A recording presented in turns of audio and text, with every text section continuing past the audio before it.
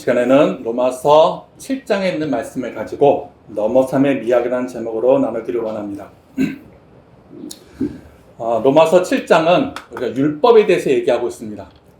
1절부터 24절까지 율법이 우리 속에서 어떻게 움직이는지, 그 율법을 통해서 우리가 어떻게 선을 행하고 어떻게 악을 행하는지 그 율법주의에 대해서 얘기합니다. 그리고 나서 맨 마지막 25절에 은혜에 대해서 얘기합니다. 오늘 제목이 넘어섬입니다. 넘어섬. 그러니까 넘어섬이라는 건 두 가지 중의적인 의미가 있는데, 그러니까 넘어지는 거하고 초월하다, 그러니까 넘어선다라는 그런 의미가 있습니다. 그러니까 넘어진다라는 것은 둘 다 넘어지는 거지만은, 넘어진다라는 것은 우리가 어떤 뭐라 그럴까요? 내가 누군가에 의해 가지고 이렇게 넘어질 수도 있는 거고, 또 내가 내 스스로 넘어질 수도 있다는 것입니다. 그러니까 넘어진다라는 것. 또 하나는 이렇게 넘어선다라는 것, 초월한다라는 것은 무엇인가 기준이 있다면은 그 기준 바깥에 있는 것을 얘기를 합니다. 그러니까 초월이라는 것. 근데 이 시간에는 어떤 중의적인 의미가 있지만 둘 다 맞는 얘기지만은, 그러니까 넘어선다라는 얘기를 하려고 합니다. 넘어선다라는 것. 그러니까 넘어섬이라는 것을 그 제목을 전한 이유가, 그러니까 율법이 있고 어떤 은혜가 있으면은 그 율법을 저는 넘어지다, 그러니까 넘어짐에 한번 생각을 해봤게 됐고, 그 은혜를 넘어서다, 초월이라는 것을 생각해 봤습니다. 그러니까 율법이라는 것은 넘어지는 것입니다. 뭐 내가 넘어지건 누군가에게 넘어지게 당하건 간에 중요한 것은 넘어진다라는 것입니다. 율법이라는 것은. 근데 그 넘어지는 것을 넘어서야 된다라는 것. 그것을 이 시간에는 한번 생각해 보려고 어떤 넘어섬의 그 중의적인 의미를 한번 생각해 봤습니다. 오늘 본문에 보면은 본문을 좀 압축해 가지고 24절하고 25절을 좀 줄여서 이렇게 한번 생각해 봤습니다. 오호라 나는 공고한 사람이로다. 오호라 나는 공고한 사람이로다. 한번 여러분들 생각해 보시기 바랍니다. 오호라 나는 공고한 사람이로다. 이렇게 고백하는 사람이 있습니다. 누가 나를 이 악의 구렁텅이에서 건져낼까?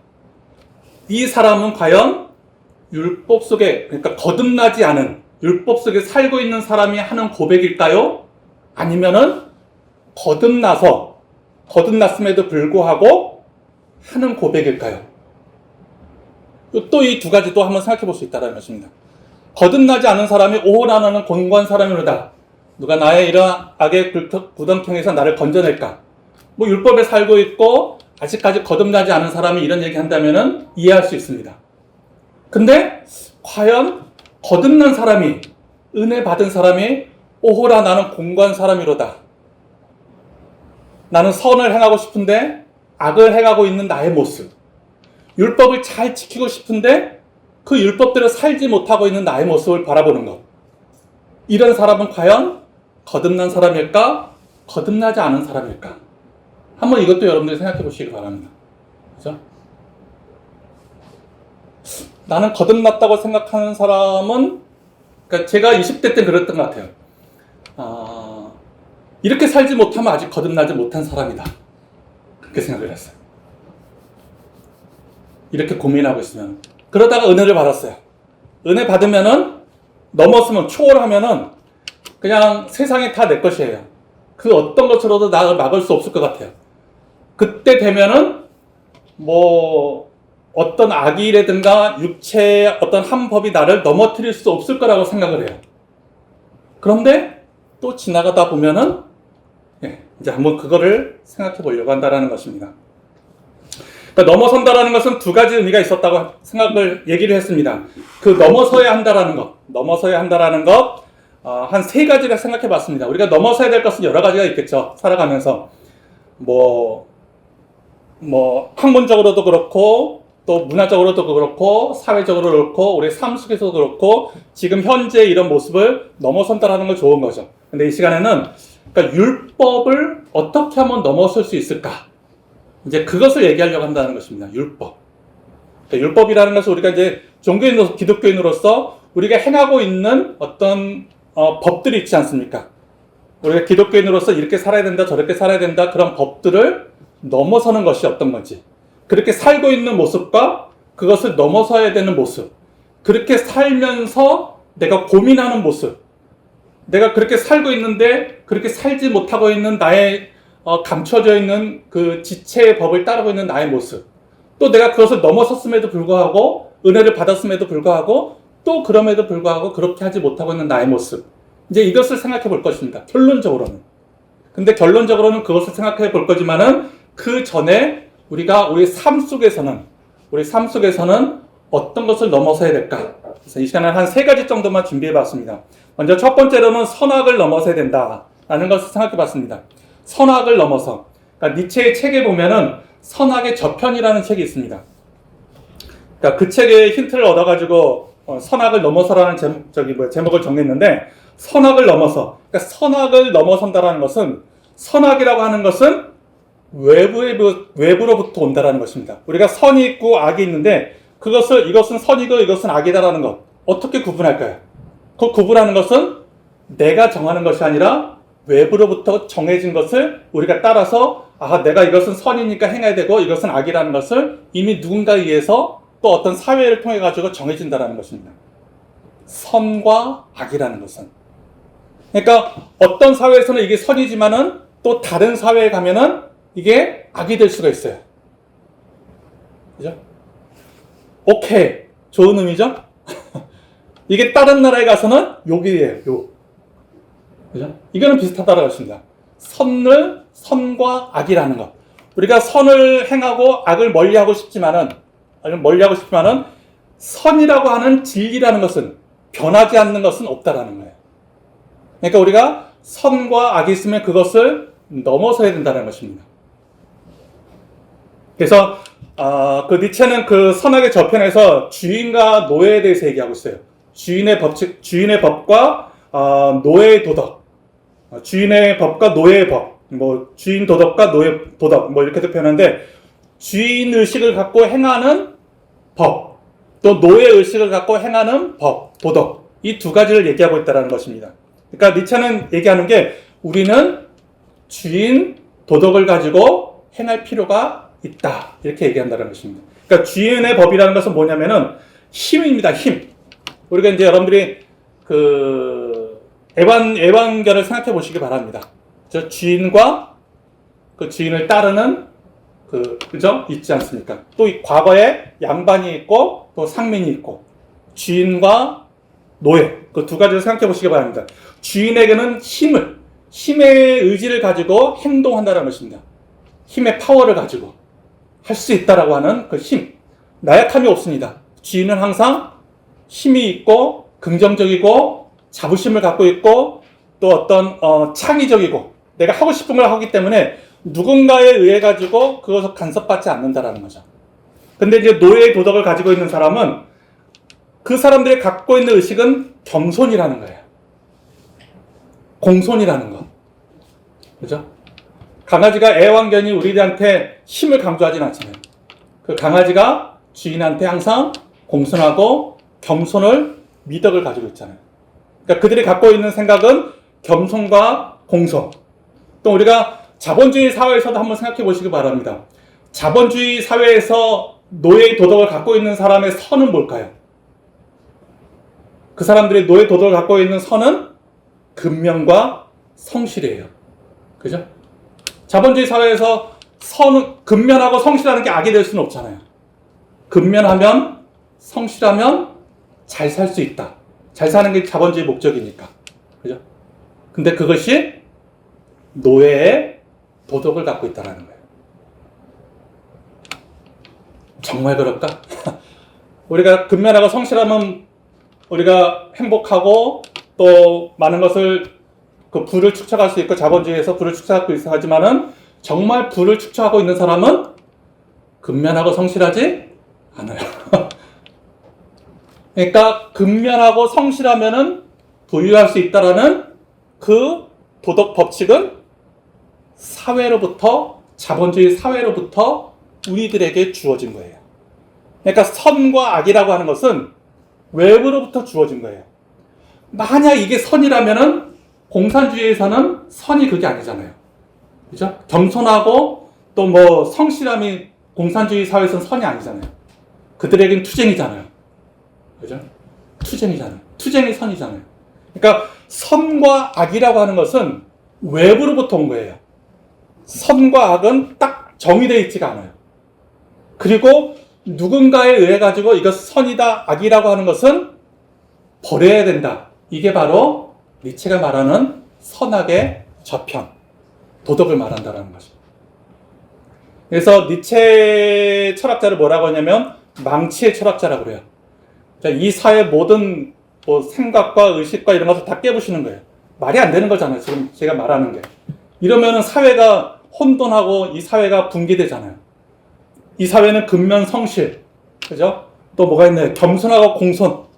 이걸 강조하는 사회인데 그걸 깨부시면 어떻게 돼요? 자기의 힘만 자랑하면은 이 사회는 유지될 수가 없잖아요. 질서가 잡히질 않잖아요. 법이라는 게 탁 있어가지고 그 법 아래 우리가 다 있잖아요. 그 법이 뭐예요? 외부로부터 오는 거잖아요. 그 법 아래 있는 우리 모두들. 그죠? 이게 바로 외부로부터 하는 거죠. 그것을 깨부셔야 된다. 이게 이제 니체가 말하는 망치의 철학자라는 거죠. 그러니까 여기에 이제 심취해 있는 사람은 아주 그냥 훅 가는 거예요. 니체한테. 조금만 이제 거기서 훅 갔다가 다시 돌아오면 되는데 거기서 빠져들면은 그냥 그렇게 된다는 거죠. 그래서 선악의 저편에서 니체가 말하는 것은 선악은 넘어서야 된다. 그러면 그 대안이 뭐냐? 이 대안이 없으면 아까 제가 말한 대로 이렇게 혼돈과 무질서만 있잖아요. 그 대안이 뭐냐면은 좋음과 싫음으로 구분해야 된다는 거죠. 선악이 아니라. 여러분들이 이렇게 선자라는 한문을 보시기 바랍니다. 이렇게 써 있죠? 근데 그 선자가 선할 선자도 되지만은 좋을 선도 된다라는 거예요. 그죠? 그러니까 좋다는 거하고 선자가 우리는 같이 쓰고 있어요. 근데 우리는 구분할 필요가 있어요. 선악이라고 하는 것은 외부로부터 주어지지만은 좋을 선할 때는 좋다 나쁘다는 외부로부터 주어지는 게 아니죠. 내가 좋다 나쁘다 결정할 수 있다는 거죠. 법은 우리가 이게 좋은 거고 나쁜 거다 우리가 결정할 수가 없어요. 근데 우리가 생활 속에서 이것은 좋다 나쁘다를 결정할 수 있다잖아요. 결정할 수 있다는 거죠. 법도 마찬가지예요. 어떤 법에서는 그게 선이라고 얘기하지만은 나는 그것을 나쁜 거다 얘기할 수도 있는 거예요. 그러니까 좋고 나쁨은 내가 결정할 수 있다는 거예요. 그러니까 선악을 넘어선다라는 것은 뭐냐면은 외부로부터 오는 그런 선악을 결정하는 것이 아니라 내가 내 스스로 선악을 구분해야 된다. 이게 바로 좋고 나쁨이라는 거죠. 좋고 나쁨. 그래서 우리가 한 가지 저도 이제 생각해 본 게 안식일을 한번 여러분들 생각해 보시기 바랍니다. 안식이라고 하는 선과 악이 있어요. 안식일을 지키는 것, 선한 것이 있죠. 어떻게 지키라는 것. 또 안식일을 안 지키면 어떻게 된다라는 악이 있어요. 이게 이제 율법적으로 정해져 있어요. 그래서 바리새인들은 그것을 지키기 위해서 무단히 지금까지도 유대인들은 그것을 무단히 노력하고 있어요. 근데 예수님께서는 그 안식일의 그 법칙, 그 율법을 안식일은 누구를 위해서 있는 거다라고 하는 근본 정신을 우리에게 주셨어요. 그러니까 우리는 그런 안식일을 지켜야 된다라는 근본 정신 없이 그냥 지키는 거야. 아무 생각 없이. 그러고서 지키고 나서 못 지키면은 우리 자신을 죄책감에 빠지고. 그러니까 안식일이라고 하는 것은 사람을 위해서 정해놓은 거라고 예수님께서 말씀해 주셨어요. 고로 우리가 안식일날 우리가 선을 행하고 안식일날 어떤 힘들어하고 있는 사람 도와주는 것은 율법적으로는 금지되어 있어요. 근데 우리 속에서는 힘들어하고 도움을 요청하는 사람들에게 안식일날 도와줄 수 있다는 것.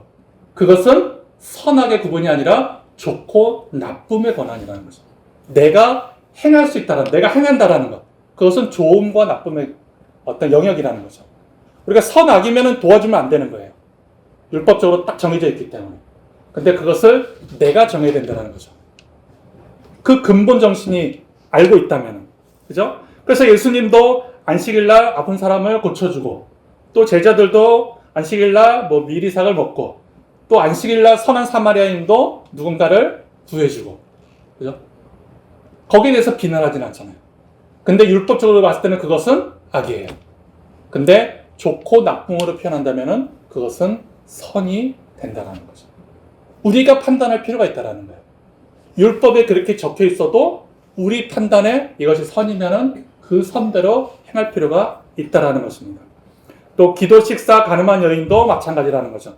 가늠한 여인도 돌로 쳐 죽여야 되지만은 예수님께서는 그를 돌로 쳐 죽이지 않았다라는 거.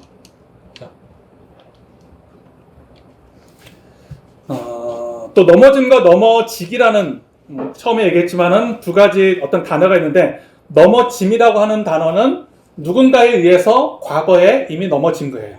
그죠? 그리고 지금 그것을 얘기하는 거고 넘어짐, 넘어졌다라는 거. 또 넘어지기라고 표현을 하면은 내가 주체가 돼가지고 넘어진다라는 거예요.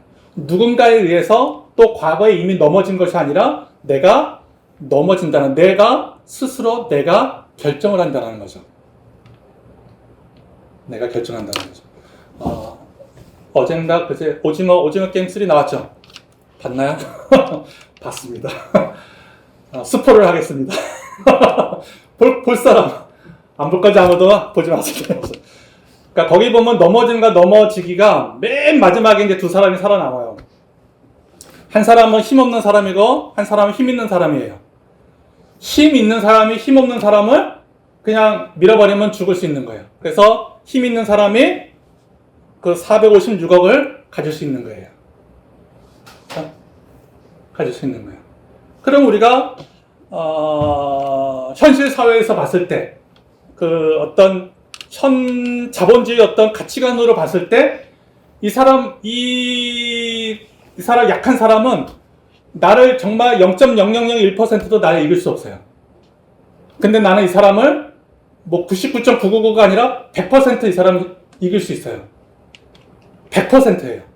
그러면 우리가 생각했을 때는 자본주의적인 사고를 가지고서는 456억이에요. 그 10번의 죽을 고비를 다 넘겼어요. 이제 이 사람만 죽으면 내가 살아남을 수 있어요. 그럼 우리들의 생각은 뭐예요? 이 사람만 죽이면은 456억을 가지고 세상에 나가서 행복하게 살 수 있어요. 그럼 나는 456억을 가져야 돼요. 그렇죠? 근데 이거는 누가 말한 거예요? 외부에서 주어진 자본주의적 세계관이에요. 그죠? 이것만 있으면 내가 행복할 수 있다? 이것만 가지면은 내가 어떻게 할 수 있다? 내가 결정한 것이 아니라 외부에서 주어진 어떤 선악의 구분이에요. 근데 이제 내가 이제 그 가운데서 내가 스스로 생각하는 거예요. 내가 이 사람을 죽이는 것이 아니라 이 사람한테 약속을 했어요. 이 강한 사람이. 내가 이 약한 사람을 반드시 지켜주겠다고 약속을 했어요. 이 사람한테. 그 사람은 죽었어요. 그래서 이 사람하고 두 사람이 남은 거예요. 지켜줄 사람이에요. 약속을 지킨다라는 것은 외부로부터 주어진 거예요. 근데 이 사람이 그 약속을 안 지켜도 되고 지켜도 된다라는 그 결정권은 내가 가지고 있다라는 거죠. 그죠? 그래서 이 사람은 넘어짐이 아니라 넘어지기에 좋음과 나쁨에 또 선악을 이미 정해져 있는 선악이 아니라 내가 내 스스로 정해놓은 그 선악대로 그 약속을 지키는 거예요. 내가 죽음으로써 이 약한 사람에게 456억을 주어진다는 것입니다. 여러분 같으면 그런 선택을 할 수 있을까요? 할 수 있어요. 할 수 있지만 안 하는 거죠. 그죠? 할 수 있어요. 중요한 건 할 수 있다는 안 할 뿐이에요, 여러분들은. 근데 우리가 할 수 있게끔 가야 된다는 거죠. 그게 이제 니체가 말하는 그 선악의 저편이라는 뜻이에요. 우리는 그것을 해야 된다는 거예요. 그러니까 누군가에 의해서 주어진 이 자아가 아니라 주체의식을 가지고 이게 옳은 것 같다. 그러면 그것을 선택하는 게 좋다라는 거예요. 그게 선이라는 거예요.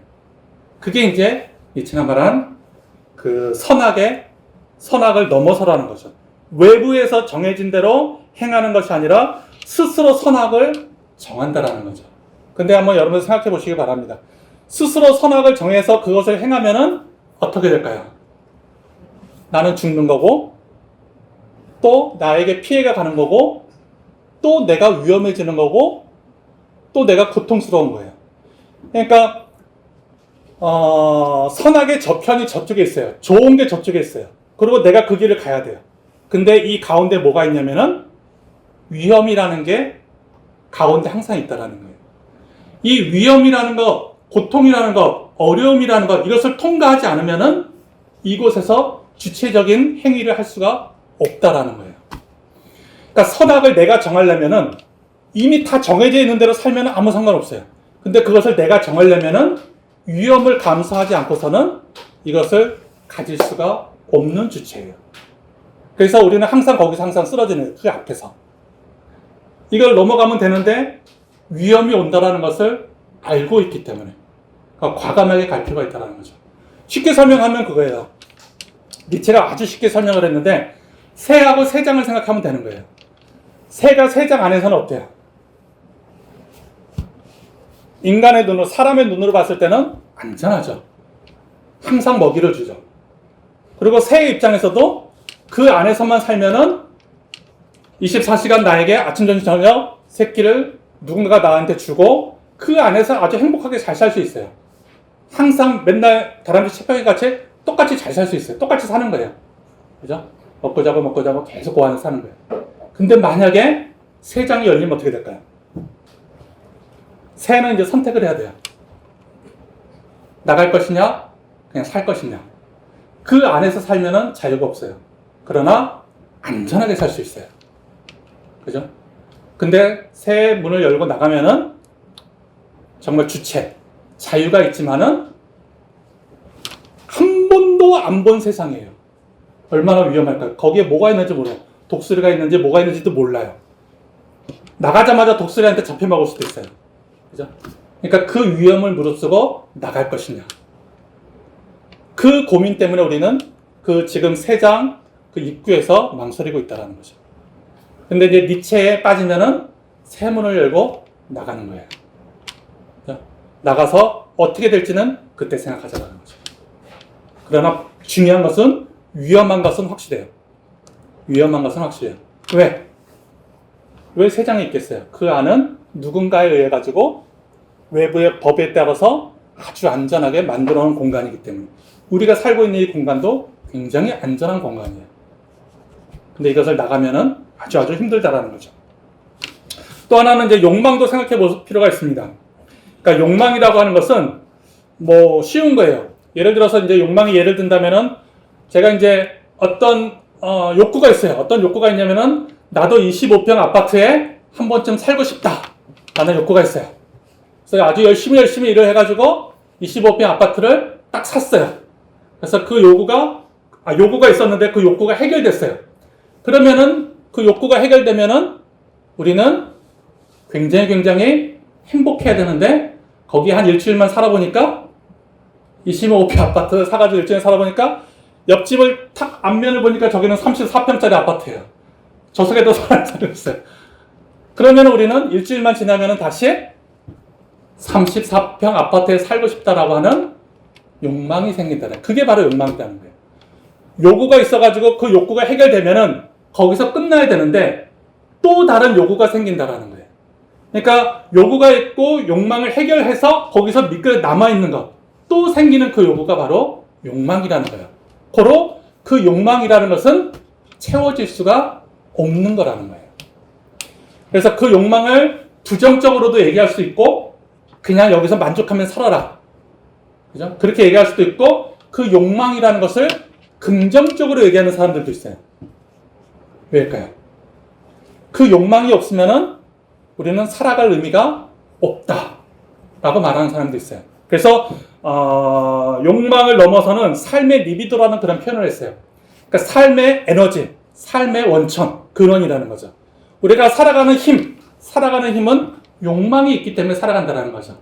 내가 내 자식을 정말 잘 키우고 싶은 그 욕망, 또 내가 아까 말한 뭐 좋은 데서 살고 싶은 욕망, 내가 1억을 갖고 싶어하는 그런 욕망, 그런 욕망이 있기 때문에 그 목적을 향해서 가고 있는 우리들의 모습, 그 모습 때문에 어떤 삶의 에너지라고도 그런 표현을 해요. 아무튼 그러나 그 욕망도 우리가 생각해 보면은 나의 욕망이 아니라 다른 사람의 욕망이에요. 그러니까 내가 나 혼자 있으면은 만약에 내가 무인도에 살면은 24평 아파트에 살 욕망이 0%도 안 가져요. 그죠? 또 우리가 이제 영화에서도 많이 보지만은 어떤 뭐 전쟁이 탁 일어나가지고 나 혼자 살았어요. 여기는 100평 있고 저기 25평 있고 뭐 빈 아파트가 너무 많아요. 거기서 살고 싶은 욕망이 조금도 안 생겨요. 그죠? 아파트가 없는 저 정글에 가서도 마찬가지예요. 그러니까 욕망이라고 하는 것은 타자에 의해서 우리에게 정해진 거예요. 내 주위에 아파트가 없으면은 아파트를 가고 싶은 욕망이 없어요. 그죠? 아파트가 없는 시대에 우리가 살았다면은 그런 생각을 안 했을 거예요. 더 좋은, 크고 더 좋은 곳에서 살고 싶은 생각이 없을 거예요. 그러니까 욕망이라는 것은 내 눈에 보이고 그 눈에 보이는 것을 누군가가 나에게 계속해서 주입이 하기 때문에 아, 나도 좀 큰 데 살고 싶다. 아, 나도 좀 많은 돈을 갖고 싶다. 아, 나도 좀 건강하게 살고 싶다.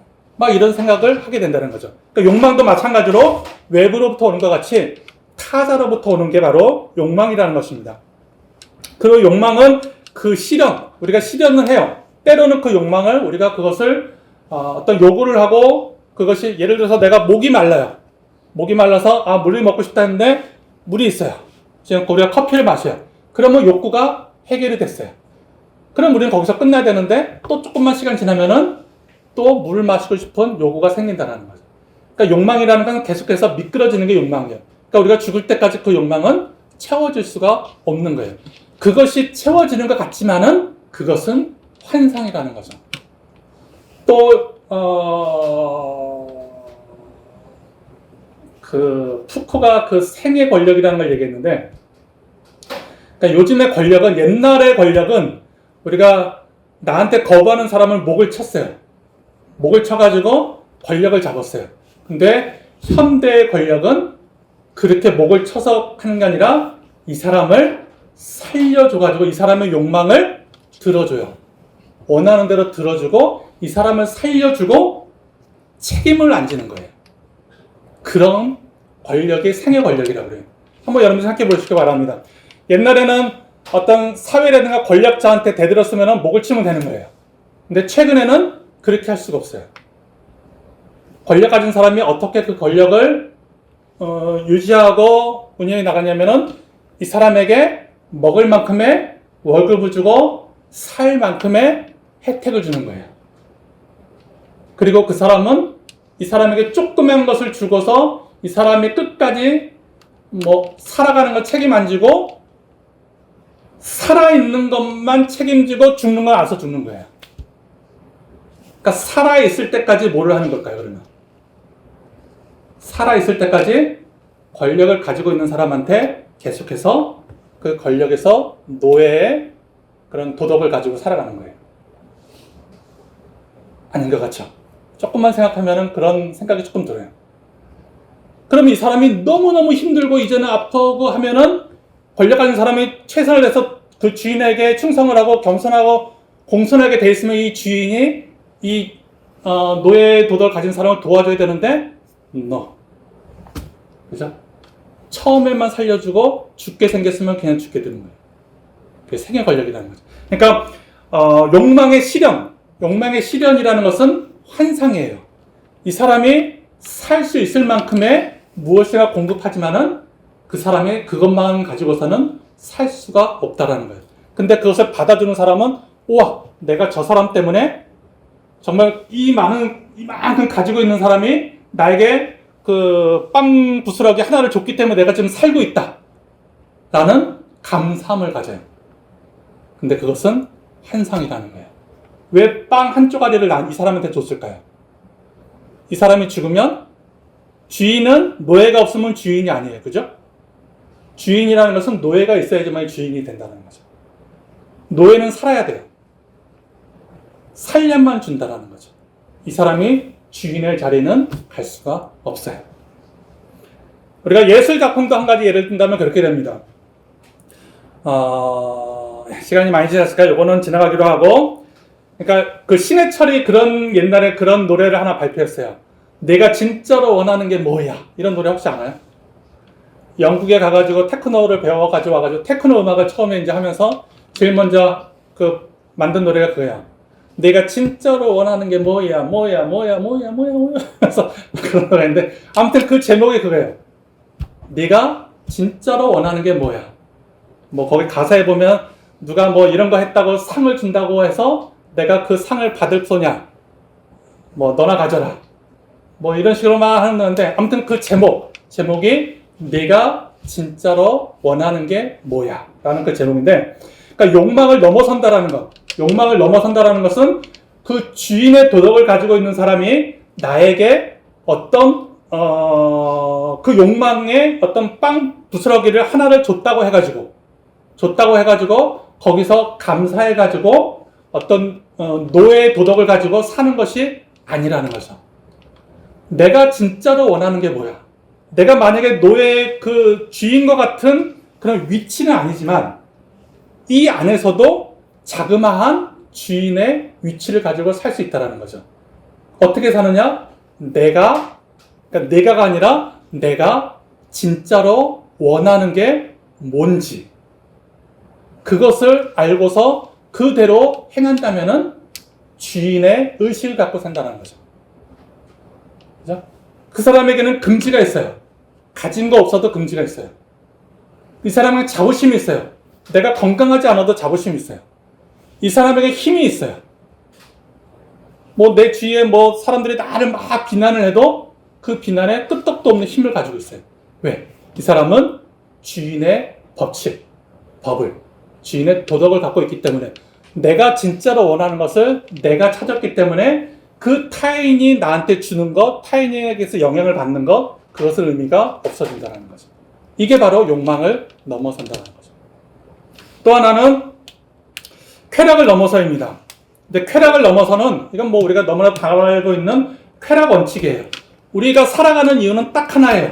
쾌락을 위해서 살아가는 거예요. 그 누구도 불쾌를 당하면서 살고 싶진 않아요. 고통을 당하면서 살고 싶지 않아요. 우리는 다 쾌락 원칙대로 살고 있어요. 행복하기 위해서 살고 있어요. 내가 지금 이렇게 하는 행동, 말하는 거, 무엇을 하는지 간에 아무튼 그것은 쾌락의 원칙이에요. 쾌락을 위해서 우리는 살고 있다는 거죠.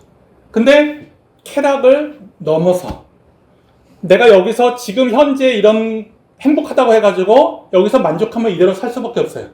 여기서 한 단계 더 뛰어넘으려면은 쾌락 너머의 그 무슨 쾌락 너머의 쾌락. 우리가 쾌락 원칙으로 살게 되면은, 너무나도 평범하게 살 수밖에 없어요. 그냥 본성대로 사는 거예요. 내가 배고프면은 먹으면 되고, 내가 힘들면은 쉬면 되고. 근데 그렇게 살 수는 없다라는 거예요. 그죠? 내가 배고파서 먹으면 어떻게 될까요? 계속 먹기만 하는 거예요. 내가 힘들어서 일을 안 하면 어떻게 될까요? 우리는 계속 이렇게 된다는 거죠. 우리는 쾌락 넘어서 거기까지도 우리는 생각해 볼 필요가 있다는 거죠. 근데 여기서 중요한 게 한 가지가 있어요. 완전히 그 쾌락 넘어서 살아서는 안 된다는 거예요. 근데 우리는 자꾸 이것을 잊어버려요. 쾌락은 넘기 쉬워요. 우리는 그렇게 다 살고 있기 때문에. 근데 그것을 완전히 넘어가면은 우리는 거기서 다시 돌아올 수가 없다는 거죠. 쾌락 너머의 쾌락. 이게 이제 다른 말로 표현하면은 주의상스라는 거예요. 이게 이제 프랑스어인데 한국말로 표현할 수 없어가지고 아직까지도 이 주의상스는 번역이 안 돼요. 주의상스는 뭐냐면 쾌락 너머의 쾌락. 쾌락 너머의 쾌락. 그러니까 쾌락 너머의 쾌락은 뭐냐면은 언어로 표현할 수 없는 그 쾌락이에요. 우리가 맛있는 거 먹으면 어때요? 아, 맛있다. 이렇게 말로 표현하잖아요. 이게 쾌락. 우리는 맛있는 것을 보고서 그것을 먹으면 우리는 쾌락을 느끼잖아요. 즐거움을 느끼고 행복을 느끼잖아요. 근데 이것을 언어로 표현할 수 있잖아요. 근데 그 너머의 것을 표현하는 거. 이게 바로 주의상스예요. 그걸 어떻게 표현할 수가 없어요. 근데 이것을 표현을 했어요. 근데 더 어려워요. 죽음 충동이라고 표현을 했어요. 죽음 충동, 주의상스를. 그러니까 주임 충동이라는 건 뭐냐면은 쾌락 원칙 너머의 쾌락이에요.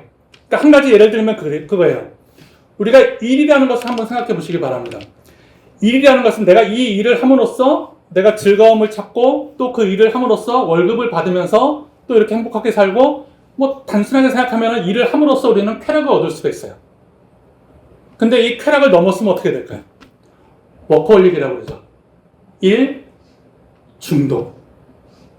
일 중독에 걸리면 어떻게 될까요? 이 사람은 일이 쾌락이 아니라 우리가 생각하는 그 일을 통해서 얻는 쾌락이 아니라 일 중독에 걸린 사람은 평범한 사람들이 갖고 있는 그 쾌락이 아니라 쾌락 원칙 너머의 쾌락을 맛보는 거예요. 내가 일을 하면서 그 느끼는 그 쾌락은 그 너머 일 홀릭에 걸린 사람들끼리만 아는 거예요. 그냥 우리는 그냥 막연하게 생각할 수는 있죠. 그죠? 일 홀릭에 걸린 사람. 뭐 또 이거는 이해가 잘 안 되나요? 또 한 가지 예를 들면은 뭐 운동, 뭐 소비도 마찬가지예요. 우리가 소비는 뭐예요? 어떤 물건을 돈 주고 사면서 얻는 행복이라는 게 있잖아요. 그죠? 내 갖고 싶은 물건을 돈 주고 샀어요. 그 소비하는 행복이 있어요. 이 쾌락 때문에 우리는 사는 거죠. 그죠? 그래서 우리는 뭐 인터넷도 하고 뭐 많은 거 하잖아요. 물건을 사면서. 근데 과소비가 되면 어떻게 될까요? 그죠? 과소비가 되면 우리가 생각하고 있는 그런 단순한 과소비 말고 그 쾌락 너머의 쾌락, 죽음 충동의 그 쾌락을 느끼면 어떻게 될까요? 그러니까 폐가 만신할 정도로 내가 있는 돈 없는 돈을 다 끌어모아서 사고, 모자라면은 카드값으로 사고, 모자라면 사채 빌려서 사고, 모자라면은 뭐 누구 사기를 쳐서라도 무조건 그것을 얻고 싶은 걸 다 사야 된다는 거죠. 과소비게 되면. 그러니까 소비의 주의상스는 그 사람을 죽음에 이르기까지, 감옥에 가기까지도 할 수 있다는 거죠. 그것을 어느 정도 넘어야지 그것이 완전하게 넘어가게 되면은 그 사람은 죽음 충동에 이를 수밖에 없다는 거죠. 그러니까 죽기 일부 직전까지 가는 거예요. 그러니까 워커홀릭도 마찬가지라는 거죠. 여러분들 운동이라는 것도 마찬가지예요. 운동도 어느 정도 해야지 뭐 운동이 완전히 빠지면은 운동 자체에 그냥 거기서 그렇게 된다는 거죠. 우리가 운동 좋은 거 모르나요? 그래서 우리가 할 수 있죠. 근데 그것이 넘어서가지고 너무 넘었으면은 그 사람에게는 그것이 해가 된다는 거죠. 우리가 쾌락을 넘어서 어느 정도 넘었을 필요는 있어요. 근데 그것이 너무 많이 넘어가서는 안 된다는 거죠. 이것을 예를 든 게 저는 사이코패스를 한번 생각해 봤어요. 여러분들 사이코패스라는 건 정신질환이에요. 정신질환인데 사이코패스가 어떤 거냐면은 어떤 사건이 딱 터졌을 때 그 터진 사건을 내가 봤어요. 그리고 내 감정적으로 그걸 느꼈어요. 그리고 내 몸이, 내 생각이 그 감정을 표현하는 것. 이게 이제 일반적인 정상적인 정서예요. 근데 사이코패스 가진 사람은 예를 들면은 내가 사랑하는 강아지가 죽었어요. 일반 사람은 가축과 같은 강아지가 죽었으니까 자연스럽게 그것을 보면서 그 느낌과 감정이 표출이 돼요. 그죠? 뭐 슬퍼한다든가 눈물을 흘린다든가 아파한다든가 고통스럽다든가 그런 느낌을 표현할 수 있어요. 근데 사이코패스는 강아지가 죽었을 때 그 느낌은 받아요. 근데 여기서 컷할 수 있어요. 그러니까 내가 슬퍼할 수도 있고 아무렇지도 않게 그냥 가서 밥 먹을 수도 있는 거고, 내가 누군가가 죽었을 때, 사랑하는 사람이 죽었을 때 느낌은 오지만 커트할 수 있는 커트선이 있는 거예요. 좋겠죠? 근데 이거 커트할 수 있는 그 선이 잘 해야지 이것이 커트할 수 있는 완전히 그 죽음 충동, 주의상스가 되면 어때요? 사람을 죽여도 이걸 커트하면 아무렇지도 않은 거예요. 그러니까 사이코패스의 장점만 가져왔으면 좋겠어요. 커트할 수 있는 거. 근데 커트할 수 있을 때 이건 좀 어렵다. 이렇게 할 수는 없는 것 같아요. 사이코패스는 우리가 볼 수가 없기 때문에. 그러니까 이론적으로만 우리는 알 수 있는 거예요. 커트한다는 거. 느낌을 가질 수도 있고 안 가질 수도 있고. 그러니까 이런 사람들이 많이 가지고 있는 직종이 그 범죄 심리학자 가운데 사이코패스가 많대요. 범죄 심리학자. 어떤 범죄를 보고서 그것을 딱 느낌을 커트시키고 객관적으로 본다라는 거죠. 거기에 대한 느낌 없이. 뭐 최근에 본 영화 중에 나인 퍼슬이라는, 혹시 봤나요? 네. 뭐 그러든가 옛날에 뭐 이태원 클라스 그 드라마도 재밌게 봤는데 그 똑같은 주인공인데 그 여자가 가지고 있던 소시오패스라든가. 소시오패스는 사이코패스는 타고나는 거지만 소시오패스는 후천적인 거예요. 아무튼 그런 것들. 이런 사람들이 긍정적이면 좋아요. 이 사회에 나에게 긍정적으로 표현하면 좋은데 이게 이제 부정적으로 가면은 범죄자가 되는 거죠. 근데 대부분은 다 주의상스, 우리가 쾌락 원칙을 넘어가면 다시 돌아가기 힘들어요. 더 넘고 싶고 그렇게 된다는 거죠. 자, 이제 마지막으로 제가 하고 싶은 율법을 넘어서 이제 여기까지 한 것은 이제 우리가 살아가면서 넘어설 필요가 있다라는 것, 그것이 있는 거예요. 그리고 결론적으로 얘기하면은 넘어서야 될 것들은 다 외부로부터 와요. 선악이라든가 쾌락이라든가 어떤 욕망이라든가 이런 것들은 타인으로부터, 사회로부터, 외부로부터 나에게 주어졌는데 그것을 커트하고 내 스스로 결정을 하고 내 스스로 그것을 판단해가지고 행동할 필요가 있다는 것. 이게 이제 많은 넘어섬에 대해서 얘기하는 철학자들의 얘기예요. 근데 우리는 기독교인이잖아요. 기독교와 철학은 딱 여기서 구분을 해야 돼요. 이것을 구분하기 어렵기 때문에 우리가 학문하는 사람들이 기독교를 좀 버리는 사람들이 많아요. 이거를 구분을 못했기 때문에. 여러분들이 한번 니체에 빠지면 신은 없다가 진짜 하나님은 없다로 되는 거예요. 신은 없다가. 그러니까 니체가 말한 신은 이제 이렇게 표현하게 된다는 거죠. 신도 외부 세력이에요. 신도 타인이에요. 신이라고 하는 주인이 나에게 계속해서 이렇게 해라 저렇게 해라 계속 얘기하고 있다는 거예요. 하나님이 나에게 너는 주일날 예배 드려야 되고 뭐 해야 되고 선을 행해야 되고 뭐를 해야 되고 자꾸 나한테 하나님이 나에게 얘기하고 있다는 거예요. 그것을 끊어버리라는 거예요. 그것을 끊어버려야지만이 내가 하고 싶고 내 스스로 무엇인가 하고 싶고 내 주체적인 삶을 살 수 있다. 이게 이제 아모르 파티예요. 내가 하고 싶은 대로 하라는 거. 이제 이렇게 돼버리는 거예요. 니체에 빠지면 그래서 그래 나도 여태까지 믿고 있던 그 하나님의 뜻대로 내가 살았지만 이제는 컷하고 내가 이 세상에서 내가 하고 싶은 대로 살겠다. 똑같은 지금까지 여러분들에게 스스로 행동하고 스스로 판단하고 살아라고 했지만은 이것을 모르면은 아직까지도 율법에 헤매고 있다라는 거예요. 그러니까 우리가 율법하고 은혜를 헷갈리기 때문에 아직까지도 어떤 이제 유혹이 오면 거기서 흔들릴 수밖에 없어요.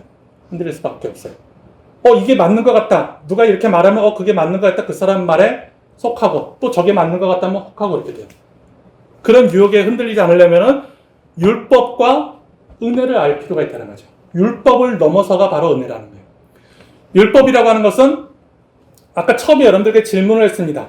내가 어떤 선을 행하고 악을 행하는 그 두 가지를 같이 행하고 있는데 내가 거듭나지 않은 사람이 그 고민을 하고 있는 걸까? 지금 로마서 7장에 있는 이 고민.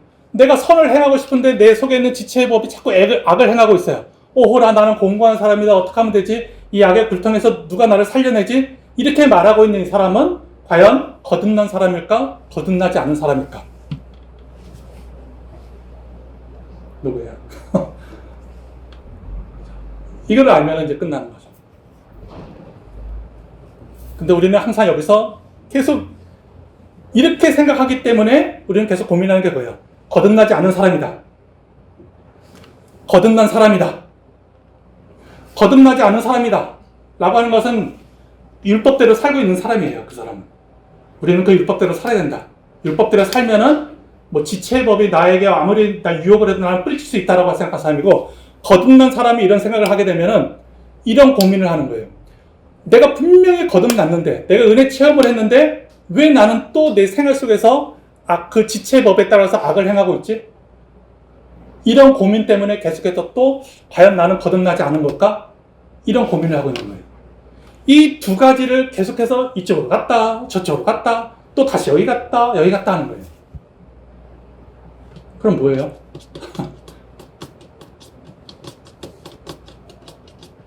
두 가지를 다 가져야죠. 지금 이 글을 쓴 사람이 바울이에요. 오호라 나는 공고한 사람이다. 이 악의 불통에서 나를 누가 건져내지? 누가 말하고 있죠? 바울이 얘기하고 있죠. 바울이 예수님을 못 만났을 때, 율법에 살았을 때 쓴 글일까요? 이 로마서가? 아니에요. 예수님을 만나고 나서 쓴 글이에요. 근데 왜 이런 글을 썼을까? 거듭난 사람이 하는 고민이에요. 거듭난 사람이 하는 고민이에요. 그래서 바울은 거듭나지 않은 사람에게도 지금 얘기하고 있고, 거듭난 사람에게도 얘기하고 있는 거예요. 오호라 나는 공고한 사람이다. 누가 나의 구원할까? 라고 하면서 맨 마지막에 은혜에 대해서 얘기하고 있어요. 그 은혜가 뭐냐면은 바로 우리 주 예수 그리스도로 말미암아 하나님께 감사리로다.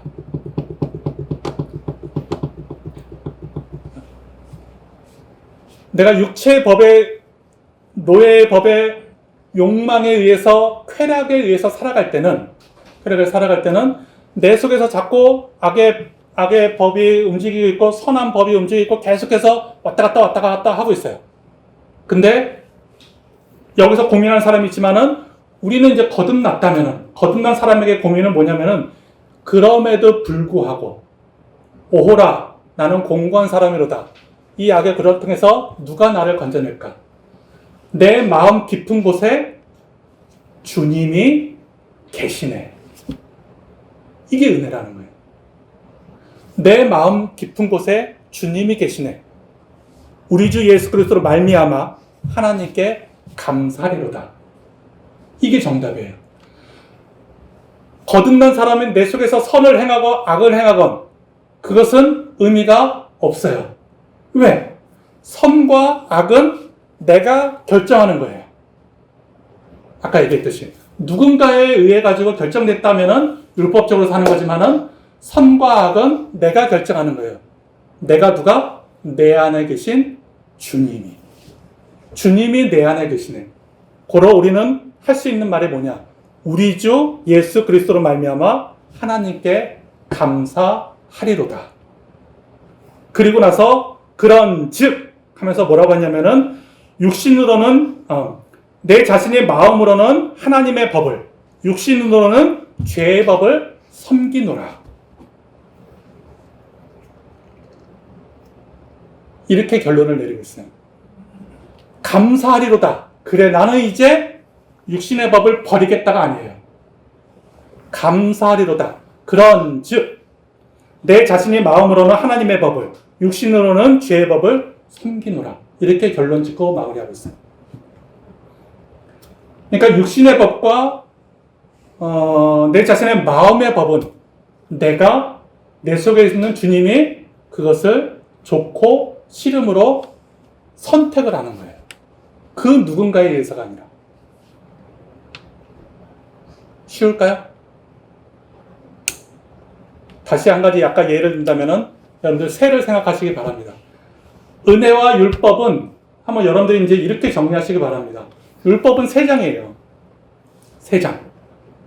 3장 안에서 살면은 거기서 무슨 고민을 하건 고통을 받건 뭐를 하건 편안하게 안전하게 그 속에서 살 수 있어요. 누군가에 의해서. 계속해서 먹이가 주어지기 때문에. 근데 그 안에 있는 새는 그 누군가를 알 수는 없어요. 알 수도 있죠. 근데 대부분은 모르고 누군가가 주어지니까 내가 지금 안전하게 살고 있다고 생각해요. 여러분들은 알지 못하지만은 이 사회의 어떤 보이지 않는 손이 여러분들에게 안전을 제공해주고 있는 거예요. 지금 우리가 이렇게 편안하게 예배드리고 있지만은 이 사회이기 때문에 안전하게 예배드리는 거예요.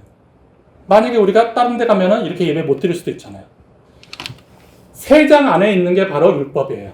우리는 편안하게 그 안에서 이것저것 할 수 있어요. 근데 세상 사람들, 하나님을 모르는 사람들이 뭐라고 하냐면 이렇게 말하고 있어요. 그 3장 문을 열고 나와라. 주체가 누굴까요? 새예요. 근데 새가 그 3장 문을 열 수 있어요? 못 열잖아요. 그런데도 불구하고 계속 나오라고 그래요. 그래서 새 문 앞에서 계속해서 두들기다 그 새는 그렇게 죽을 수밖에 없어요. 그 3장 문을 열어줄 수 있는 건 누굴까요? 제3자라는 거죠. 누군가에 의해 가지고 그 3장 문을 열어줄 수 있어요. 그 누군가가 뭐냐면은 우리 기독교에서는 오늘 말씀대로 주님이 내 안에 주님이 계시네. 주님이 그 문을 열어주는 거예요. 율법의 문을 열어주는 거예요. 그리고 율법의 문을 열어줬는데 그 안에서 사는 사람도 있지만은 나와서 자유롭게 새 날개를 피면서 다니는 새도 있어요. 근데 또 생각해야 돼요. 아까도 얘기했듯이 자유롭게 그 은혜대로 살면, 율법을 벗어버리고 은혜대로 살면 자유롭게 나가 살 수 있지만은 나가자마자 독수리한테 잡혀먹을 수 있어요. 은혜롭게 사는 그 삶은 위험한 삶이에요. 정말로 정말로 위험한 삶이에요. 왜? 한 번도 보지 못한 삶이기 때문에. 그 전까지는 아주 편안하게 24시간 살아왔던 대로 살면 되는 거예요. 세상 안에서는. 근데 바깥에 나가서는 이제는 멀리도 날아야 되고, 이제 먹이도 내가 직접 찾아서 먹어야 되고, 여러 가지 어려움이 있다는 거예요. 뭐 여기까지도 우리 이해할 수 있어요. 여기서 중요한 것은 그 새 장문을 열어주는 게 누구냐가 중요한 거예요. 그래서 그 세상 사람들도 이 새 장문에 나와서 사는 사람들도 있어요. 근데 그것을 어떻게 열었느냐? 세상의 학문으로 이걸 열 수도 있어요. 얼마나 무아지경. 그죠? 또 뭐가 있을까요? 이데아 세상. 이런 걸 말하는 사람들은 새 장문 나온 사람들이에요. 아주 위대한 철학자들, 위대한 사람, 위인들이죠. 학문으로 나올 수 있어요. 또 어떤 사람은 다른 것으로 나올 수 있어요. 정말 무당 같은 사람은 이상한 귀신들을 얘기해가지고 귀신이 여러 개가 나올 수도 있어요. 미래도 보고, 그죠? 뭐 점 쳐서 볼 수도 있고, 문을 나오는 사람들도 있어요. 이걸 누가 열어주느냐가 굉장히 중요한 거예요. 내가 학문을 통해 가지고 나올 것이냐? 학문을 통해서 나온 사람들은 이 안에서 기독교인으로 살았어도 기독교를 버리고 학문을 쫓아서 간다라는 거예요. 신은 버리는 거예요. 신은 없다라면서 가는 거예요. 이 문을 열어주는 것은 오호라 나는 공고한 사람이로다. 이 약에 돌아가면서 누가 나를 건져내랴. 내 안에 말씀에 주님이 계시네. 주님이 그 문을 열어주는 거예요. 그리고 우리는 그 문을 열어준 걸 보고 나올 것이냐 말 것이냐 결정을 해야 되고, 제 개인적인 생각으로는 계속해서 고민을 해요. 나오면 힘든데 청년들한테 나오라고 할 수도 없고, 그죠? 나오면 너무 위험해요. 그 위험에 넘어져가지고, 주님 때문에 넘어져가지고 그냥 그대로 그냥 쓰러져서 그냥 사는 사람들도 있고, 그걸 이겨내야 되는데, 나오자마자 독수리가 나와요. 독수리가 막 쫓아와서 잡아먹을 수도 있어요. 근데 독수리가 와서 막 잡아먹다가 어떻게 살 수도 있어요. 이제 이 사람은 이제 진짜는 이제 그 세상을 발견하게 된 거죠. 은혜로운 삶은 진짜 위험한 삶이구나. 독수리한테 아직까지 안 잡혀먹었어요. 그런데 또 매일매일 삼시세끼를 먹어야 될 걱정을 해야 돼요.